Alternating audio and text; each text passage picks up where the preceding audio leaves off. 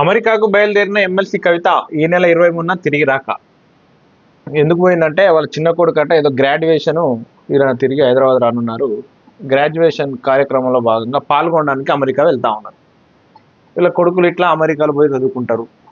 మనకేమో వీళ్ళు దొరలు కదా, అయ్యవార్లు కదా, మనకు బతుకమ్మకు చీరలు ఇస్తారు, తర్వాత బర్రెలు ఇస్తారు, గొర్రెలు ఇస్తారు, చేపలు పెంచుకోనికి ఇస్తారు, తర్వాత బీసీ బంధులు ఇస్తారు, దళిత బంధులు ఇచ్చి క్రషర్లు మిషన్లు అవి కొనుక్కోమని ఇస్తారు.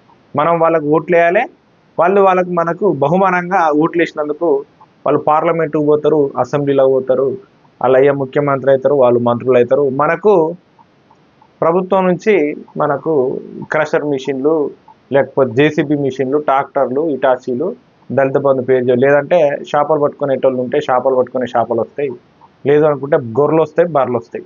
వీళ్ళు మాత్రం బ్రహ్మాండంగా కొడుకులను అమెరికాలో చదువుకుంటారు. ఏందో మరి ఈ తెలంగాణ గడ్డ మీద పుట్టి ఈ గాలి వీస్తూ ఇక్కడ ఇక్కడ కష్టాన్ని, ఇక్కడ చెమటను చిందించిన వాళ్ళకు తెలంగాణ మీద ప్రేమ ఉండదు. ఇట్లా అమెరికా పోయిన వాళ్ళకి ప్రేమ ఉంటుంది.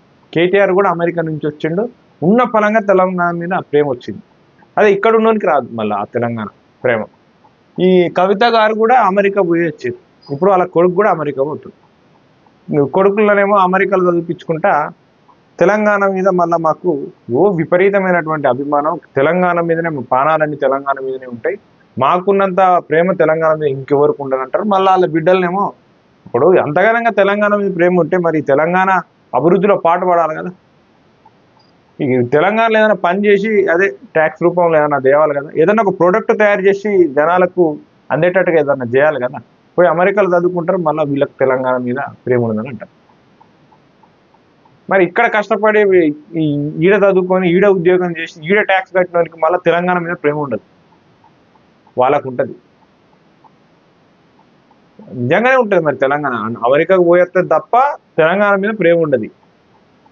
అట్లున్నది ఇప్పుడు వీళ్ళ కథ.